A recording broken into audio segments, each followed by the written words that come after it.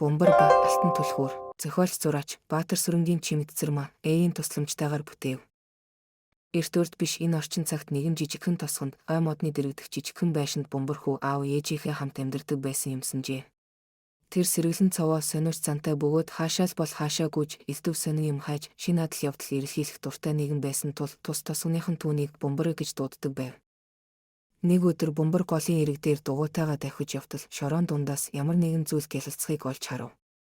Тэр дугуйгаа орхиод сониучрхан тонгоож үзвэл хуучны төмөр бүслүүртэй модон авдар байлаа. Авдрын таг нилээд хуучирч зэвэнд идэгдсэн цоочтой байв. Энэ юу вэ? Ямар нэгэн эртний эрдэнсийн авдар юм болов уу гэж бомбар дотроо чимээгүйхэн шивнэлээ.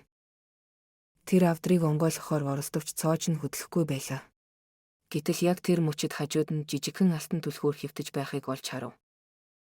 Ёстой л үсэрт гардаг шиг юм болж байна да гэж догдсон бомбар түлхүүрийг аваад цоож руу хийж эргүүлтэл. Тас. Шивэр. Гинэт авдрын таг задгаарч дотроос нь гэрэл цацарлаа. Бомбар гайхан ухарч нүдээ анив. Гэрэл замхармагц авдрын дотроос гайхамшигт алтан үдтэй нүд нь гэрэлцсэн жижигхэн шувуу нисэн гарч ирэв. Сайн уу, зоригт хүү минь. Чи энэ авдрыг онгойлгож намайг сулсан тул 3 хүслийг чинь биелүүлэх болно гэж шидэд галт шууж иргэв. Бомбар хэсэг бодсны эцэст би ганцаараа байх уйтгартай. Хамт тоглох дүүтэй болмоор байна гэжээ. Шувуу далавчаа дэвэн алтан тоос цацруулмагц гэрийнх нь хаалга нэгдэж дотроос нь сэргэлэн гэлтгэнсэн нүдтэй инээдтэй жаал гүйж гарч ирэв. Сайн уу ахаа гэж жаал хөөр баяртай дуугарав. Би дүүтэй болчихлоо гэж бомбар баярлан дүүгээ тэврэв. Аав ээж нь ч баярлаж хүүгийн нэрийг Ариав гэж өгөв. Тун удалгүй бомбар дахин нэг хүсэл хэлэхээр шийдэж манай гэр бүл элбэг дэлбэг хоол ундтай сайхан амьдармаар байна гэжээ. Шувуу далавчаа дэвээд гэрэл цацруулахад тэдний хашаанд нэгэн ид шидийн хөргөгч гарч ирэв. Аав ээж нь үүнийг хараад мэл гайхаж жил бүрийн ургац хураалтын үеэр тосгоныхонд өнгөө хүнс тараах шийдвэр гаргав. 3 дахь хүсэл. Бомбар хэсэг бодсны эцэст манай тосгонд цэвэр устай горх урсаж түүний усаар тосгоны иргэд цангаагаа тайлж 5 хошуу мал ундаалж тариагаа усалж баймаар байна гэж хүсв.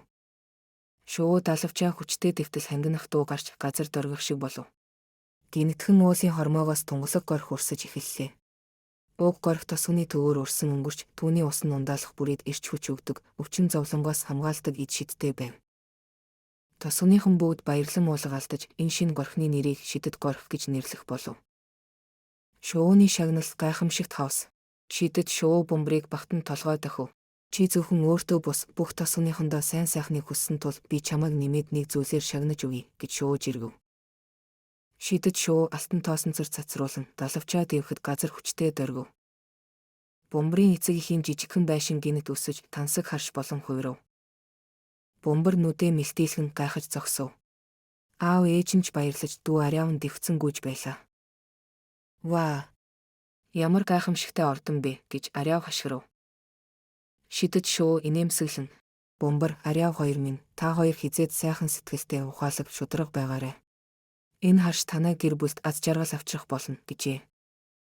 Тэр цагаас хойш бомбар Ариав хоёр аав ээжтэйгээ харштай аз жаргалтай амьдарч тосгоныхоо хүмүүст үргэлж тусалдаг болжээ.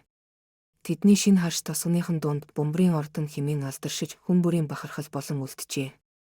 Хэдий шидэд шувуу дахиж үзэгдээгүйч бомбар түүнийг хаа нэгтээ байгаа гэдэгт итгэсээр байдаг билээ. Төгсөв.